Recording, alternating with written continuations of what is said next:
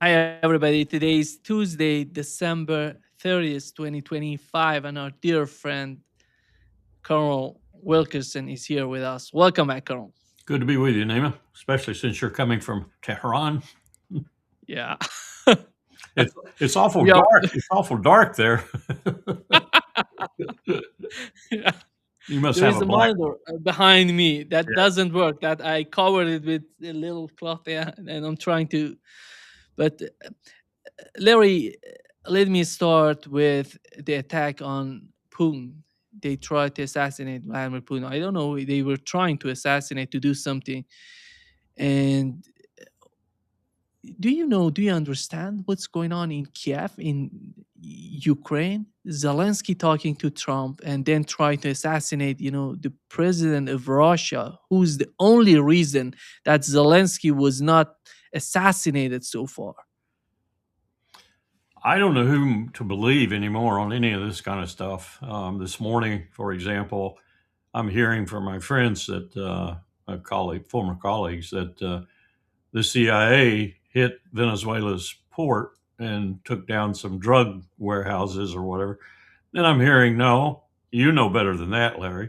It wasn't the CIA. It was Special Operations Command. The CIA planned it, but SOCOM implemented it, which makes sense to me because that's what we've been doing for the past 20 years, really. Um, but no one could give me any real confidence in what we hit. Maybe we hit a drug warehouse. Supposedly we did. Supposedly we blew up cocaine. I'm wondering about cocaine being at a Venezuelan port on that side of the country. That doesn't make too much sense to me, but none of this makes sense to me.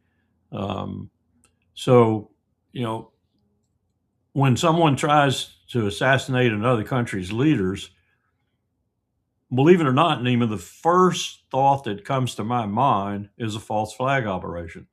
And I don't mean in that sense that the Russians were trying to do it. What I mean in that sense is that one of the European intelligence bodies, even Mossad, for example, might have tried to do it and then make it look like Zelensky did it and heat up the war a little bit. I don't know how they expect to heat it up by killing Putin.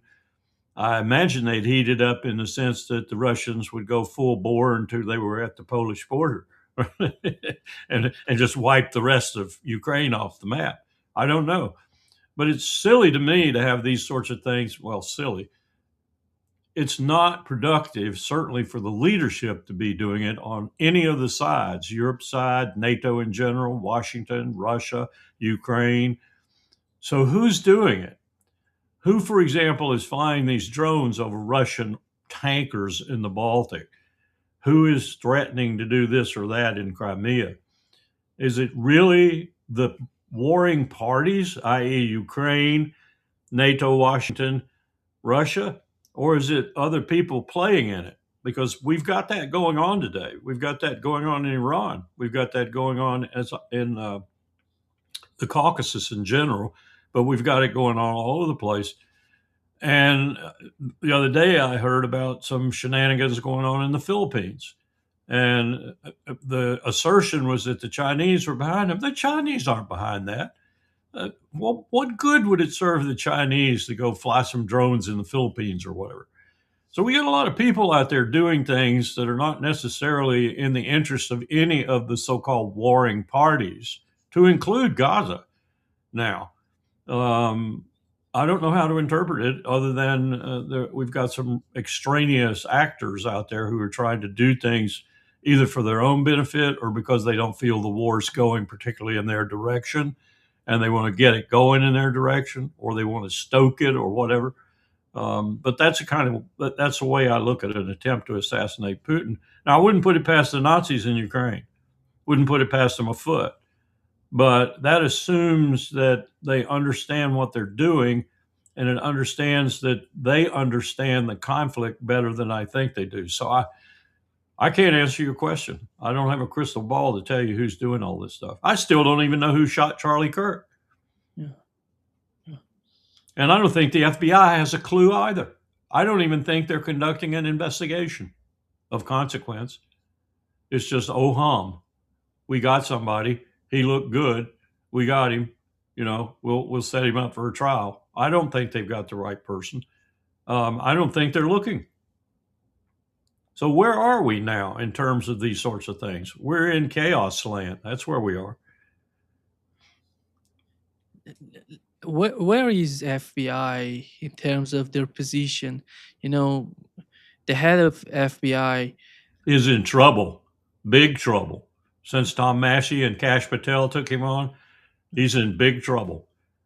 You see that 47-second delay on his answer?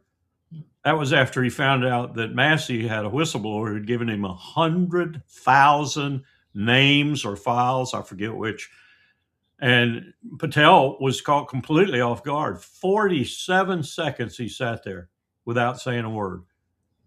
Count that off. That's a long time to be in front of a congressional inquisition and to keep your mouth shut completely. And then when he did do something, he turned around and looked at somebody like, won't somebody bail me out? Well, that's a pretty hellacious question. 100,000 names that we don't know about? How is it that you're being open?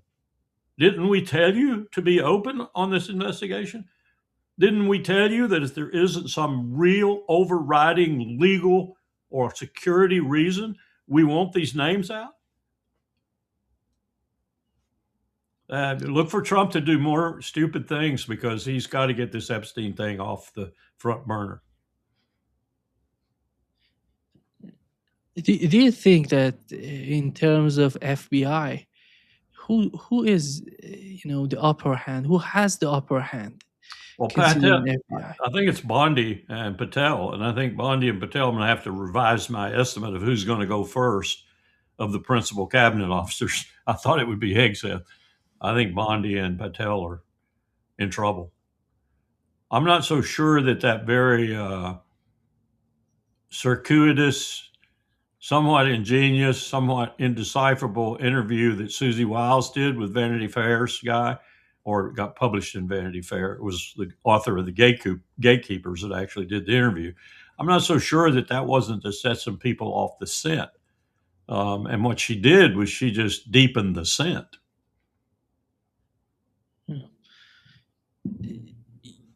Larry, here is Zelensky talking about the Russian soldiers and the way they're preparing, or the current state of the Russian army. They don't have successful things. We have to understand the number of their soldiers is decreasing because before this year the number was increasing. They mobilized each month 43,000 people, signed it contracts, and this year, first time, the number of mobilized people and the number of losses the same. So this year, 2025, the first time when the number of their army stopped increasing. So we think that the 2026, God bless, we will stop the war. Otherwise, Putin will decide to mobilize people. So now he has contracts because his nation doesn't respect mobilization. Yeah. He tries to convince they don't have he tries to convince the American audience, the people in the United States, the public opinion, and then that Russia is not in a good position right now. How much of what he's trying to do is going to be successful considering the American audience? Well, Zelensky's faced with two very stark choices. He can either accept the truth, which is that Putin has beat Ukraine badly on the battlefield, and take it from there, which probably means the end of his leadership, because I think one of Putin's also "I will not surrender" items is Zelensky has to go. There has to be a constitutionally elected leader of Ukraine. So that's one approach. You lie, you cheat, you steal, you do whatever you can to try and keep what is left of your support on your side and keep the battle going on. That way, maybe you survive for a little bit longer anyway. And the other choice is he admits the truth. But let's just examine that for a moment. If he admits the truth, then he's got to, at least concomitantly, he's saying, if not admitting, I've been lying to you up to this point. Because it can't be that I give you the truth now and it came to me in a sudden blinding flash of realization. Because you've known that incrementally over the last year or better. Now you're telling us you know it suddenly. So neither choice is very good for him. Were I he and faced with the circumstances that I'm fairly confident he's faced with now, I'd opt for the tell the truth bit and go from there and see what happens. But he's not going to do that. He's not that character. He's not that kind of person. He's the kind of person that Donald Trump and Vladimir Putin and all the rest of the guys involved in this proxy war and this conflict rue the day of having in front of them, because in Trump's case, Zelensky is a better liar than Trump. And in Putin's case, Zelensky has no leg to stand on, so he's just nothing but a lie. And mobilization, I'm sorry. There have been mobilization measures taken before now. He's not just contracting soldiers. That's a part of it. But there is a part of it that's mobilization too, which is why his defense industrial base has been energized, because it's part of Russia's mobilization, just like it is most any country. Meanwhile, while we're talking about this, Nima, while errant intelligence entities are putting out things like the Chinese did this in the Philippines or the Chinese did this in the South China Sea, all of which is false. What I've been hearing anyway about their messing around in the area. What is not false is that China is looking at Taiwan with a very, very jaundiced eye right now. And we are not paying any attention to this. And we're going to be surprised when suddenly one morning we wake up and China is in Taiwan, not in military force. They will have engineered a deal with the leadership in Taipei, because the leadership in Taipei watches us too, just as the rest of the world is watching us. And when they see things that don't give them great confidence in the empire's ability to fulfill its promises to them, let alone to come to their defense, they worry. And that's when you suddenly get developments that weren't counted on Monday. You get them on Tuesday within a moment that it happens. And we're not paying any attention to these sorts of things. Trump is paying the Pentagon, as far as I can tell, is paying absolutely no attention to what is really going on in the South China Sea right now, partly because look at where our assets are. How would you combine your assets if you had to suddenly deal with the eastern end of the Mediterranean? Trump has now said he's going to do Iran again. He said to Netanyahu he's going to do Iran again. Netanyahu convinced him that Iran is reconstituted, mind you, their nuclear program. It never was taken out. Maybe it was damaged a little bit, but it was refurbished pretty well. And that they're taking on modern missiles and so forth, and that the time is ripe and we got to do it. And Trump apparently said, yes, I'm with you. I mean, he came out and told the press, yes, I'm with you. We got to hit Iran again. So you can't figure this administration out from Monday through Friday. I don't know what their strategy is. I don't know what their tactics are underneath that strategy, except I do know now that there are dead bodies and flotsam and jetsam floating up on the northern shore of South America from the strikes they've conducted, so many. This administration is an enigma to me. It's a mystery to me. I don't even pretend to know what they're thinking anymore. But when you see the attacks on Venezuelan soil, do you think that would escalate, or they're going to continue with these sort of attacks? I think what they're doing is precisely what I think I mentioned it to you, what they've been doing all along now for the last 15 or so years. They plant the CIA into a particular spot, and then the CIA gins up the kinetic action, the actual military action, if you will, for the SEALs. or for some other special operating force. And then the SEALs or whatever Rangers go in and they do this sort of thing. So it's a combination of CIA planning, setting everything up, and then the executors are military when they come in, but they're Special Operations Command. They're not from Southern Command, they're from Special Operations Command. That seems to be what he's doing right now. They just blew up that warehouse or whatever it was in Venezuela, which really intrigues me because supposedly in that warehouse they found a bunch of cocaine. Well, my intelligence is that there's very little cocaine in Venezuela, that most of the cocaine, if it is in Venezuela at all, it's transit. It goes through quickly. And it doesn't transit by water. It transits by land to the Pacific shore, and then it's picked up and distributed that way. At any rate, I don't know what they're doing. I have no idea what they're doing, but it's dangerous. It's very dangerous. And now we have all this military force committed off the shores of Venezuela, and we have no significant strategic presence mission capability in many of the regions that we said 2 years ago were absolutely essential to have amphibious bottoms, a Marine Expeditionary Unit, or even a Marine Amphibious Group, a carrier somewhere close by with escorts, a carrier strike group. How are we doing that now? And now we're going to go to war with Iran too? This president doesn't like war. Sorry, doesn't look like that to me. It looks like he loves war. Looks like what it really looks like, Nima, is he loves killing people. That's really, I mean, you go back to his first administration when he killed several people, terrorist heads, leader of the IRGC, Qasem Soleimani, who was the guy he killed out in Syria, I think, Bugatti. He seems to like killing people. He doesn't like being accused of going to war or being a warlike president, but he likes, I think he even relishes killing people. That's what he likes to do. And this is perfect for him.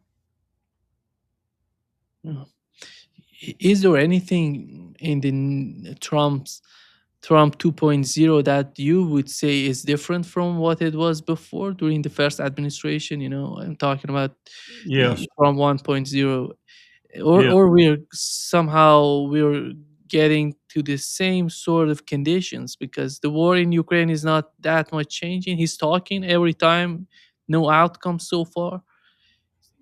But China, Iran, go ahead. I think it is different.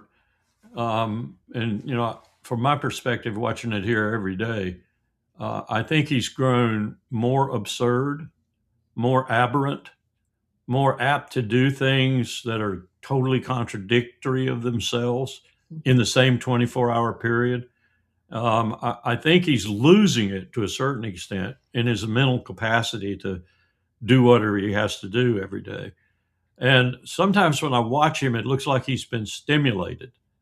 So what is he taking? What are the drugs he's taking in order to go from what looks like a very stodgy, almost flatulent old man to suddenly being fairly on his toes and speaking crisply, maybe? Is he taking something? I don't know. When would we ever know in this country if someone was taking something? We're killing people for giving us the drugs, but we don't know when our own president might be taking something. And the other thing that troubles me about this second time around, Nima, there is a coincidence approaching with an economic collapse, the likes of which no American living today has ever seen. And this leadership. And this leadership's tendency to be authoritarian, particularly with things like posse comitatus, things like the Insurrection Act, things like martial law, things like deploying the military domestically. These things are going to coincide, and we're going to have a situation in this country, economic situation, that is the worst we've probably had since the late 1800s, and maybe worse than that, far worse than 1932, 1933. And that's the excuse for an authoritarian to put the troops in the country. Don't even have to declare the Insurrection Act. It's just martial law to keep people from doing the kinds of things people do when they're busted flat broke and have no prospects for the future. And Trump would be looking for that kind of excuse, and he has sycophants like Rubio and Hegseth that would like to do that too. And so we come down to the point where maybe they do really badly in the midterms, or maybe they just barely squeak by in the midterms. And then this crisis hits. It could hit before the midterms, but I suspect it's going to hit after them. What do we do then when we have no legislative check whatsoever on him? Very marginal one if we do. The Republicans are waking up to a certain extent, but then you got Democrats like my senator here from Virginia, Tim Kaine. He gets approached by Ro Khanna and Tom Massey and gets asked to help with this business that they've stirred up about Epstein, and Kaine turns a deaf ear to him. Tim Kaine will never get another penny from me. He'll never get a vote. He'll never get a penny from me. Where is the power to check Trump, particularly if we're mired in a situation that they also see as a threat to their existence in the legislature? Because, go back to the bonus marchers after World War I, that was only World War I veterans wanting what they'd been promised, but they marched on Washington. And they were pretty docile. They were pretty peaceful. Only General MacArthur made them look like they were aggressive. Very stupid act on the part of MacArthur for Roosevelt. But in this case, the excuse is going to be a lot bigger, I think, because this is going to be a crisis that affects the whole country. The only people it won't affect, essentially, and one or two of them it might affect too, but most of them it won't, is the billionaires.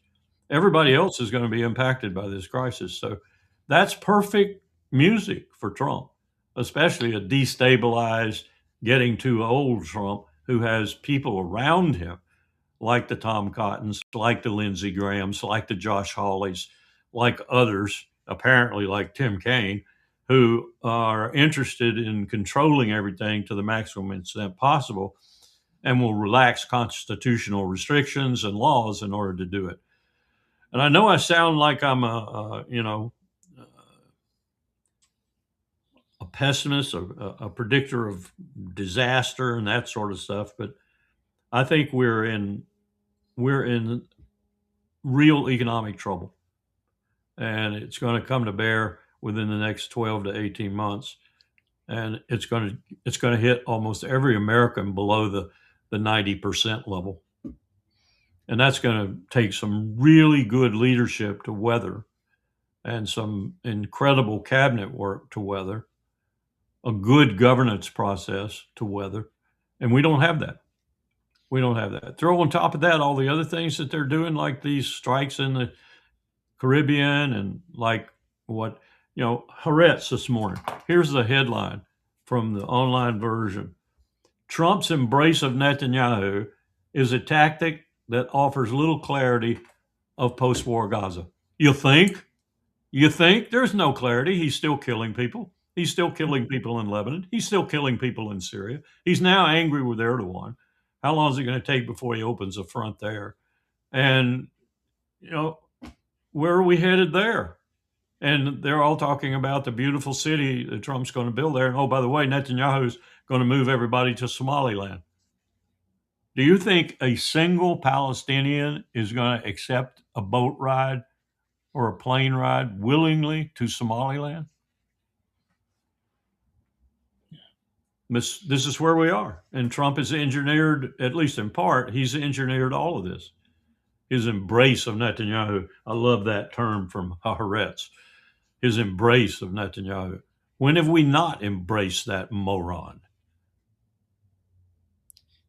I don't know if you watch this guy who's the former speaker of IDF.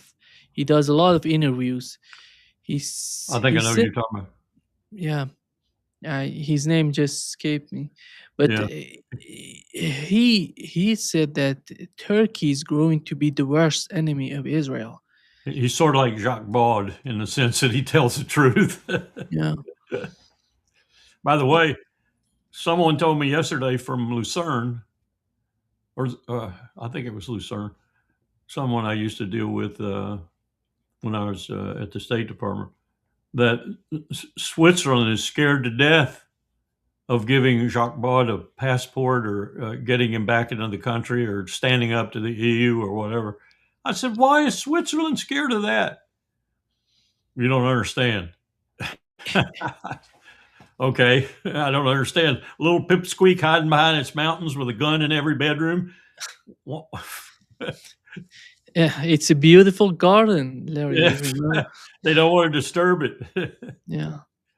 What they're doing to Jacques Beau is unbelievable. I talked with him yesterday, and the situation is getting worse, Yeah, Larry. that's what I heard too. No, He can't even go to the grocery store unless he's got an escort, I was told. if anybody tries to help him and tries to buy something for him, they're not going to be able to even buy the stuff and send them to him because it's going to be at it's unbelievable, what Europe is trying to do to Jacques Beau, who the you I know don't think it's Europe. I think it's the leadership. I think it's the EU leadership and certain countries' leaderships, particularly Starmer. Starmer has turned into what I would call a Hitler in waiting, especially with regard to people's civil rights. He will not tolerate anything. I saw this morning that the young prince and the king got into a tiff. I'd love to know what that was all about. Yeah. Because I've always thought Charles was a throwback to Henry VIII, without the power, without the guts, without the courage, without the brain power. Charles is a throwback to 400 or 500 years ago. Yeah. The role of the United Kingdom is not is not positive in Ukraine, in the Middle East. They're trying to do, even at least for the for the case of the Middle East, they're trying to somehow pretend that they're against what Israel is doing, but after all, we know that behind the scene they're doing everything. Yep, everything they can. They're still flying those reconnaissance flights, I'm told, sharing the intelligence with the Israelis.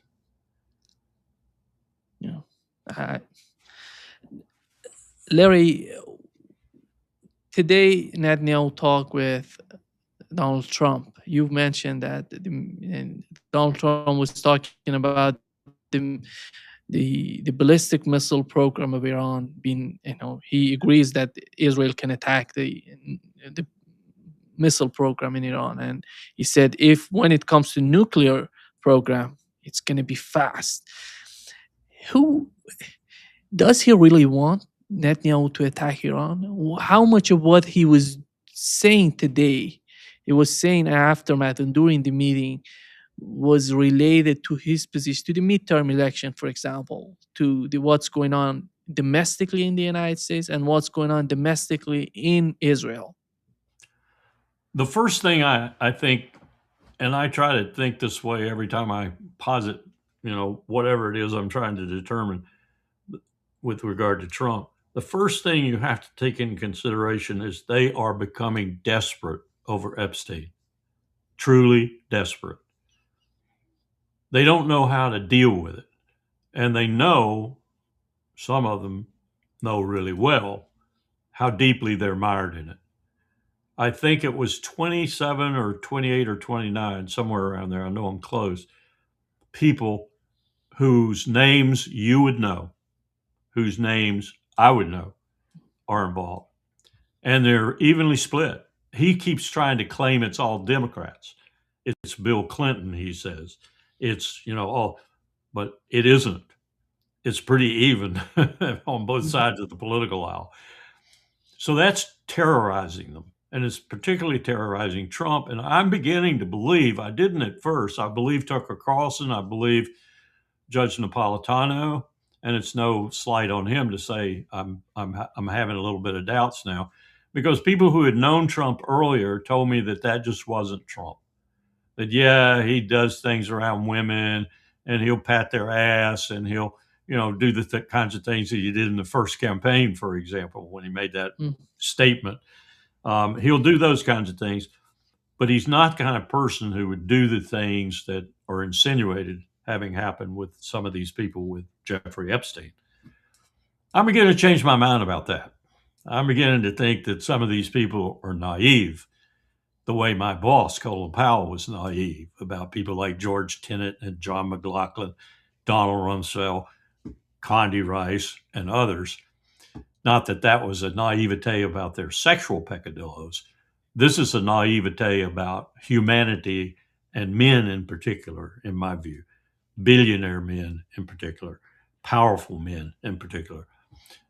So I think there's quite a big bunch of Republicans in these files. And that's why Bondi and Patel are lying through their asses about this. Trump knows that, or at least he knows enough of it to be worried, seriously worried about it. And then the other thing I think they are worried about, seriously worried, because Scott Bessent is not a fool, is the briefings that he's probably giving them, as I've mentioned before, on the parlous state of our finances. The fact that we are not going to be able to pay the interest on our debt and what that's going to do.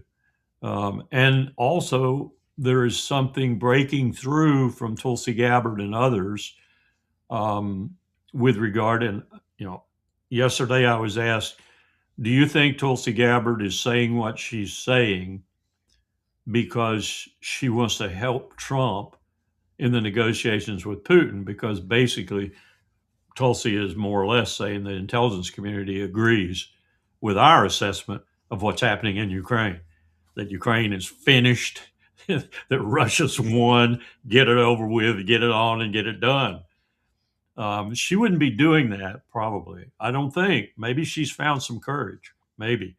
But I don't think she'd be doing that unless Trump had asked her to make the intelligence as powerful as she could with regard to helping him get out of this mess in Ukraine.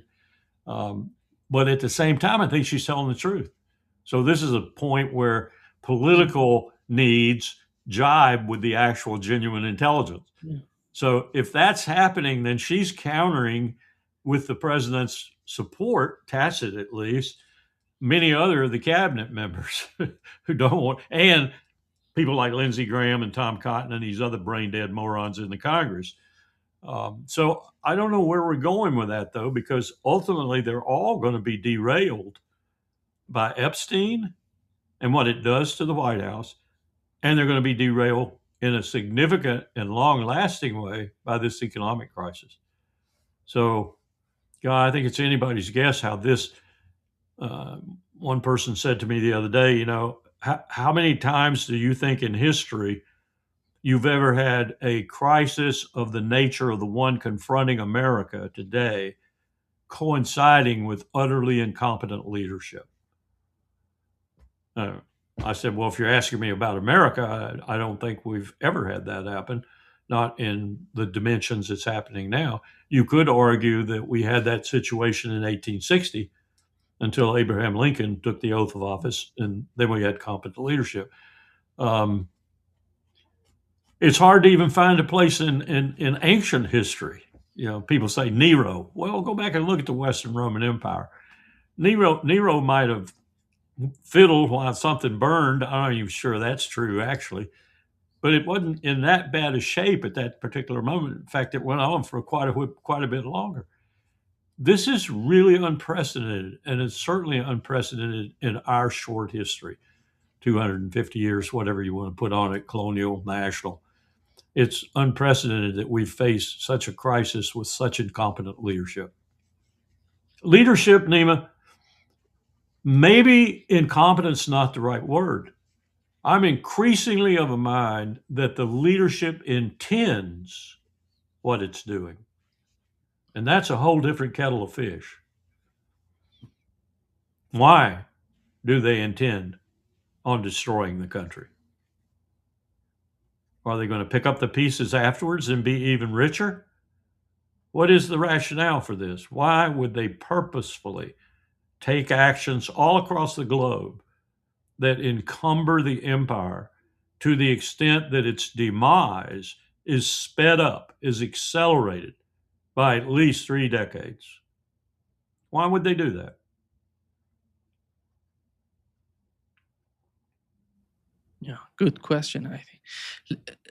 Larry, do you think if let's be a little bit optimistic about what's going on with the case of Ukraine, if they bring the conflict in Ukraine to some sort of an end, to some sort of settlement agreement, do you think that the military industrial complex would replace the war in Ukraine with some other conflicts? Absolutely. They're just salivating at the prospect of China. Yeah. Salivating. They'd much rather have it be China than Russia, because they feel like Russia's come to an equivalency to a certain extent. They haven't been tested. Chinese haven't been tested. There are a lot of people. That asshole, I won't say his name. That 3-star general who keeps pontificating about China. They haven't been tested in the way that Russia's been tested. Russia's industrial base has proven itself. China's hasn't. China's is on paper, if you will, to a certain extent. I don't think it is. Personally, I don't think it's on paper. I think 6,000 boats in their deep water fishing fleet, a Navy that's unparalleled, submarines that are as good as ours, all manner of other things, including hypervelocity missiles that are better than ours. The only thing about China's military that leaves me a question mark in my mind is untested in combat for a long, long time. The last time they had any brouhaha even was with Vietnam in '79, I think it was. And they sort of got themselves, Vietnam had a battle-hardened army. Tell me about it. The Chinese kind of got their ass handed to them when they made that incursion into Vietnam.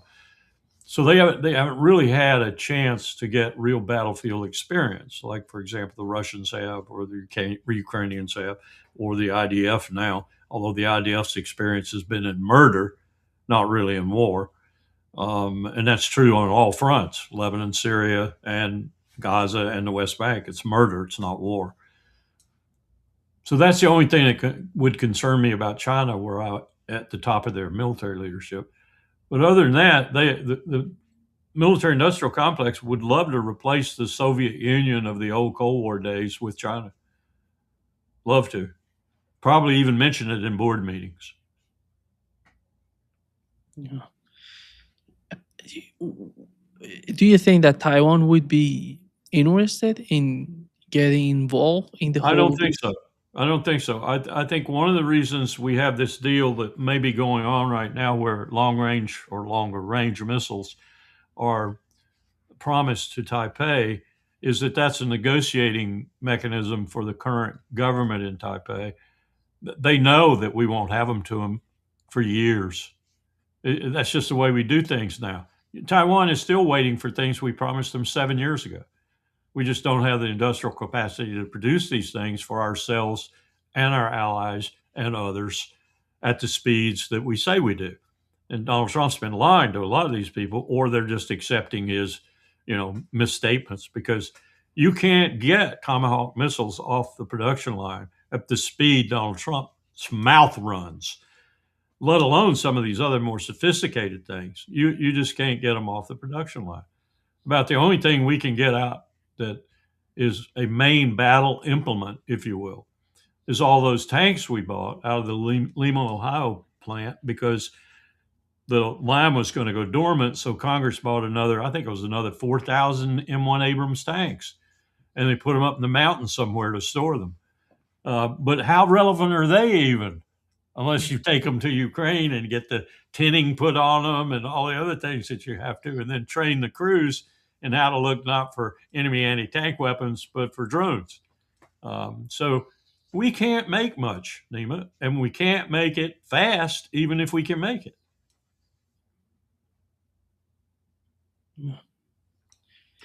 Oh, but the Larry, military-industrial complex would love to change that. They would love to change that. They would love to build things all across the country and get going again, World War II style. How about Venezuela and Iran? How about these two cases? I think we're going to get our rear end handed to us in Iran. I think Israel's going to get its state handed to it in a coffin by Iran. Venezuela's a different matter, because I don't think we are stupid enough to put major forces ashore on the South American continent. Here's a proposition for you, Nima. Simon Bolivar was a long time ago. If we want to create a new Simon Bolivar, ask Lula if he'd take the job. Yeah. If we want to create that, just keep doing what we're doing. Just keep doing what we're doing. South America has a lot of people. It has a lot of countries. There's nothing in the world that says the empire can't so antagonize the leadership of the majority of those countries that they pitch together and say, no more, no mas, no mas. Yeah. And we wind up creating a bugaboo in the South that we didn't need to create because of our stupidity. We seem to think that the rest of the world is still as inferior to us as it was throughout most of the Cold War. It isn't. It isn't. Now, there are lots of problems, and some of those problems we've forced on them, which make them even hate us worse, like climate change, for example, where they haven't contributed very much at all to the emissions, and we've contributed majorly to the emissions, and they're paying for it. Yeah. Larry, have you heard about the Saudi Arabia attacking the UAE forces and their their Right. sort of weapons sending to? What is going on? I've never thought that there could be some sort of conflict between UAE and Saudi Arabia. Nima, I have tracked this ever since we were major arms suppliers to Sana'a in Yemen, to the government at that time in 1989, 1990.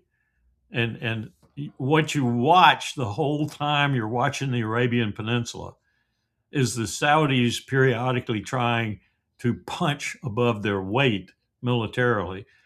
And they try to do it for all these internal reasons as well as external reasons, which are usually things like, wow, boy, if the Iranians close that Persian Gulf, close the Strait of Hormuz for any period of time, we'd need to have another way to get our oil out. Ergo, we need to build an oil pipeline from the Gulf over to the Red Sea.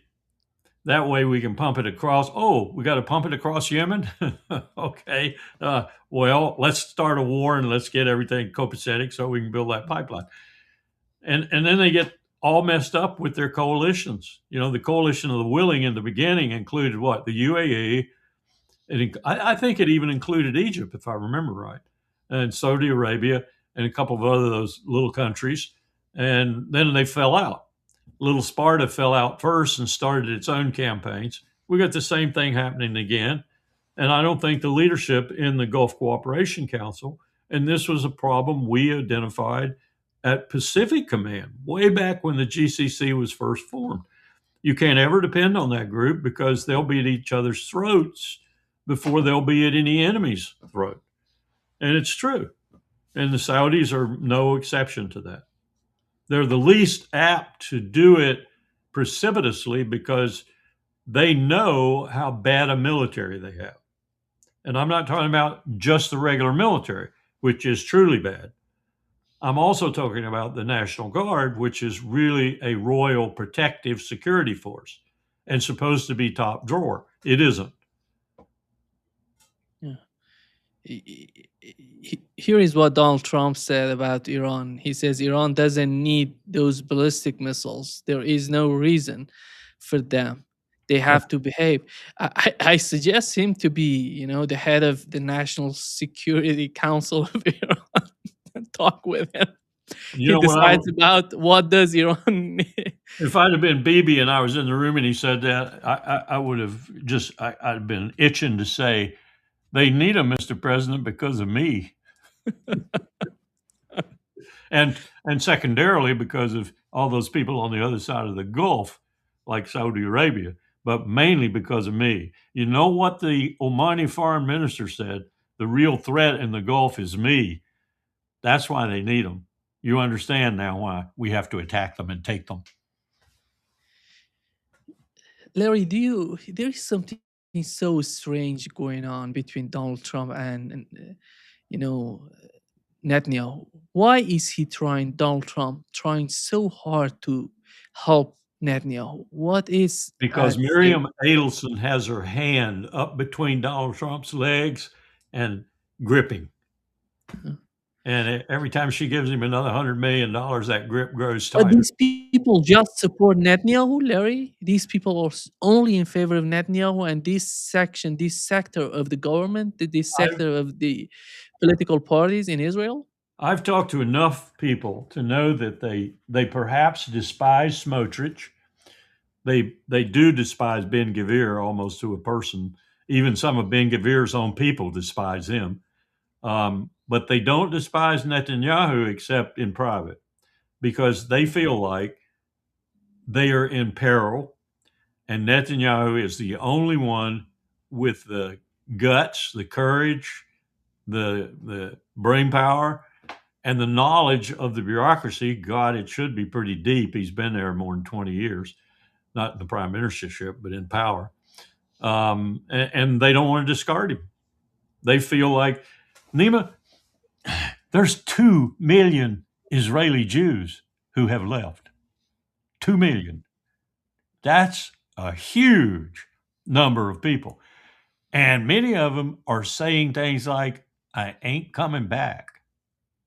Or they're saying, well, you let the place get peaceful for a year or two, I might consider it. So the ones who are intent on staying, and many of them are Russian Jews, think about that for a minute, are absolutely dependent on him, because they can sense now, after the 12-day Beautiful War in particular, they can sense that Israel could be in peril. So Netanyahu, they're not going to leave him. If they had elections tomorrow, I think they'd elect him again.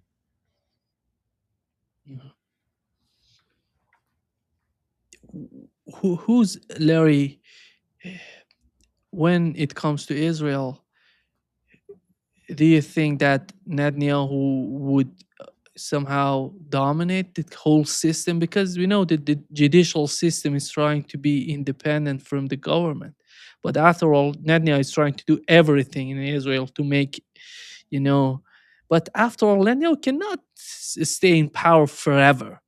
Well, They I think have to have some sort of understanding of the current situation with Netanyahu, because let's assume this way: he's right now moving toward South Cyprus and Greece.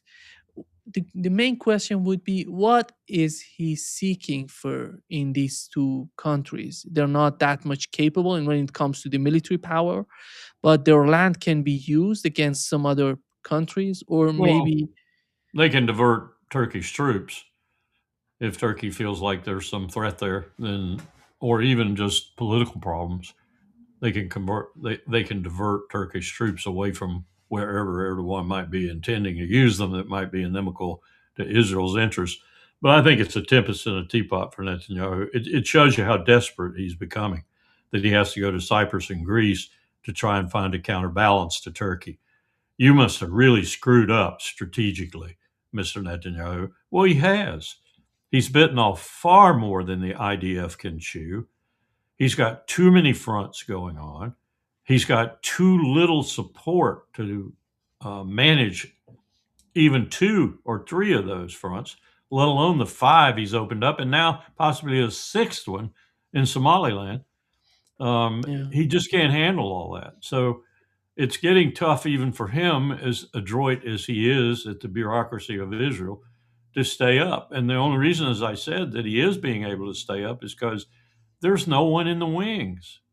You look at people like Yoav Gallant or some of these other people who have aspirations perhaps to replace him.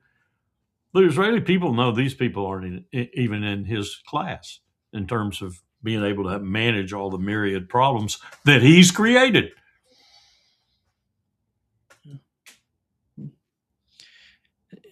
Let me play a clip of Ursula von der Leyen talking about. Oh, my favorite woman. Yeah. Here is what she said, Larry. And finally, it makes difference. As technology evolves, we need to build up societal immunity around information. Can't hear her.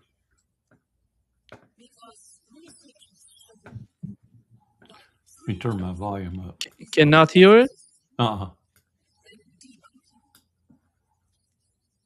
Debunking is basically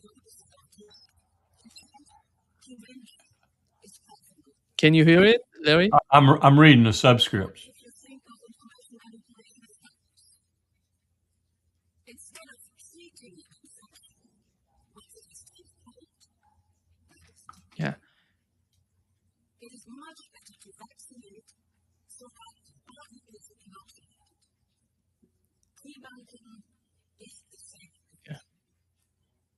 Because disinformation relies on people pausing from truth. Is she talking about people like Jacques Baud?